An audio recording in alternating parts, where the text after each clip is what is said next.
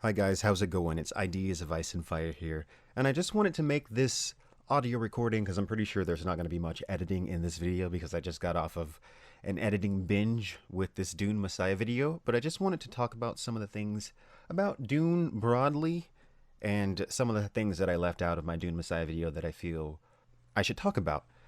I just want to say first off, thank you to all the Dune fans that have subscribed to my channel and like my videos. That first Ultimate Guide to Dune video that I made was a huge gamble. I had never done anything like that ever before.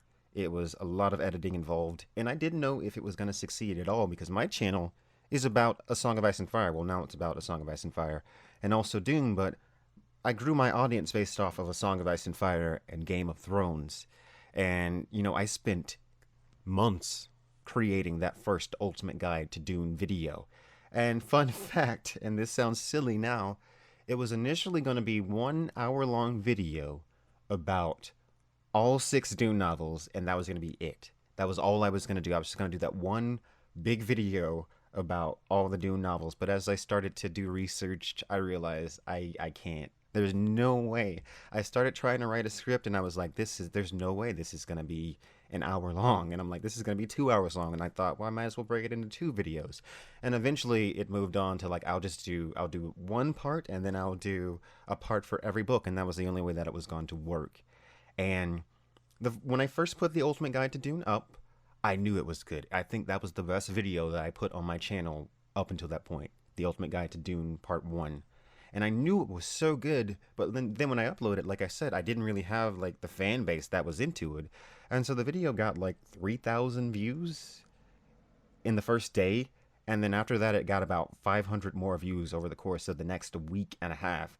So I thought, it kind of failed. So I was kind of like a little bummed out, but then all of a sudden it started to get all these views and I started to get all these new subscribers that were really into Dune, and so that really invigorated me. So I went ahead and like kind of got back to work and made the next video in the series, which was also a massive undertaking. But I'm just really thankful that the Dune fans of the internet found my channel and that you guys like it. I am not a professional at any of this. I'm not a professional video editor. I am not a professional voice actor, which is one thing that I really want to stress to some of you guys, because though most of the reviews and the comments that I got were phenomenal, a lot of you had a problem with the way I pronounced certain words, and a lot of you were very vocal and even at times rather odious in your telling me that I was pronouncing certain words wrong. But I took the criticisms and I attempted to improve my pronunciation of certain words like Kwisatz Haderach, because I read the books, and when you're reading something, you tend to think about it in a certain way, and you think about it in a way in your head that's really not, when you say it out loud, you're not saying it right. But I don't think it was that huge of a deal, and some of you got angry with me, and that's a little shocking because I'm like, I spent a lot of time working on these videos, literally weeks putting together these videos, and it's like kind of disheartening, like just because I'm mispronouncing a word or not pronouncing it in the way that you would like, that you're so angry about it. See, I don't really think there's a big deal in saying Leto rather than Leto, or Aliyah rather than Aliyah. But that's neither here nor there, and I will continue to attempt to improve my pronunciations where I deem necessary. But I make these videos because I really do love Dune. I really, really do love Dune. And I made a risk, like, uploading Dune videos to my channel. I didn't know if anybody was going to watch these videos or care about these videos. It just so happens that people did. But I did it because I think Dune is important, especially now. I'm a big fan of Comic Book Girl 19, and I watched her Dune Club, and at the time she was doing her Dune Club, I was planning to make my Ultimate Guide to Dune series. But I watched her Dune Club, and she has a lot of, if you haven't seen it, you should go watch those videos as well. But yeah, Dune is very important. It's very socially relevant. There's a lot of ideas in Dune that we can apply to today's society. I mean, Dune talks about social engineering, governmental systems, society in general, religion, philosophy. All sorts of different ideas are in these novels, and I think it's very important to explore them because Frank Herbert was a very, very smart guy, and I honestly think I can comfortably say confidently say that he is a genius, or that he was a genius. See, the thing about talking about Dune, also, if you're talking about it well, you're probably going to piss some people off. Because it deals with things like religion, first of all, which is a big one in Dune Messiah. Like I said in that video, I think Frank Herbert is not only criticizing religion, he's criticizing the societies that lead to the rise of messianic figures. And you saw in the beginning of the Dune Messiah video, Frank Herbert himself speaking, and he mentions the Jim Jones cult. And I don't know how many of you know about the Jim Jones cult, but basically, back several decades ago in the United States, there was a man named Jim Jones who used religion as a way to trap people. And it started with Christianity. But once he got them in, he basically convinced these people not to worship Jesus, but to worship him. And the point is, they're already open to worshiping someone in the first place. So he became their messianic figure, and eventually these people moved to, I think it was South America, and in the end they all ended up committing suicide because they went off, they bought this plot of land, and we're talking 900 people. These are hundreds of people. A mass suicide. Well, it was a murder-suicide, obviously. There were children there as well, and the children were murdered, obviously, and people that didn't want to take the poison, because there were a few defectors that were like, no. And these people were literally forced by the other people. And I've actually gone through, because I'm a morbid person, and I've listened to the audio recording of when this mass suicide happened, and you can hear these people cheering for their own deaths. He's saying, we're going to drink the cyanide, and they're like, yeah, let's drink this cyanide. Let's poison ourselves. Because we believe in this figure so much. We believe in this Messiah so much. Dune, let's kill 61 billion people. Let's spread a jihad throughout the universe because we believe our way of thinking is so right. We believe in Paul Muad'Dib so much that we will kill 60 billion people, including men, women, and children, for Paul Muad'Dib. We will kill in his name because we believe it so much. That is what Frank Herbert is criticizing. Paul did exactly what Jim Jones did. He went in and he twisted the myths and legends that were already in place in Fremen society, just like Jim Jones did to Christianity. He twisted it, and he built his own religion where he was the center of it. He was the messianic figure, and these people followed him blindly. But what you also see is the crumbling that happens when this occurs. Well, specifically when you mix religion and government. If you recall Jessica's letter, you produce a deadly paradox, she says. And what she means is when you mix religion and government, you create a system that is inherently unstable. It cannot survive. It will necessarily fall. That is what Jessica meant by her letter. And if you look at the ending of Dune Messiah, the hero loses. Paul loses his powers. He's blind. Walks off into the desert. He's completely demystified. And you see this again in God Emperor of Dune. And I think that's one of the big points of this entire thing. Don't mix religion and government. Do not do it in our own society at this very moment. Even if you are religious, right? And I'm not trying to talk down on anybody that's religious. But even if you are, you have to see that mixing religion and government is a problem. You have to see that. Because I'm just using Christianity as an example, but you look at a book like the Bible, and you open the Old Testament and you see, thou shalt not suffer a witch to live. You know how many women were killed over that line? But then a Christian would say, the New Testament negates all those old laws. But then another Christian would say, well, what about the Ten Commandments? And then another Christian would say, or another person would say, what about Jesus saying on the Sermon on the Mount that not a jot or tittle of the law will be changed? So it has all these contradictions. And so when you try and take something like this with all these different interpretations that can be had and try and make it law, you're going to create an unstable system and you're going to crash that system. It will fail and it will fall, and you're just going to create a hostile society for everyone. It's going to be a horrible society for everyone. So we can't do that. Like, a government must be secular, and that's what Jessica's trying to say. You can't do this. You cannot mix the two. They don't go together, right?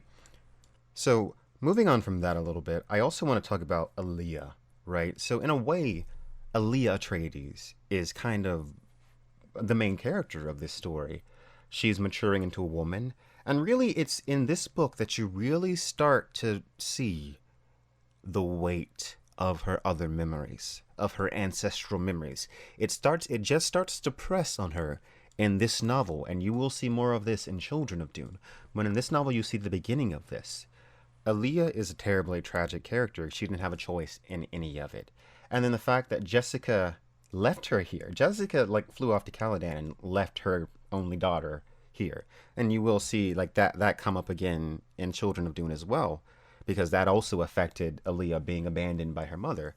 And yeah, like I said, I think she's a terribly tragic character, completely trapped, ensnared by Paul's vision. She's completely trapped by it. And she's, as anybody would be, she's completely frustrated by it. She's totally frustrated by it. She wants to be able to see as Paul sees, and she almost dies at the end of the book in an attempt to do so. Paul himself is a dictator. Paul is a tyrant. He is not the hero. And that's another point of Dune Messiah. It's to show you that Paul's no hero.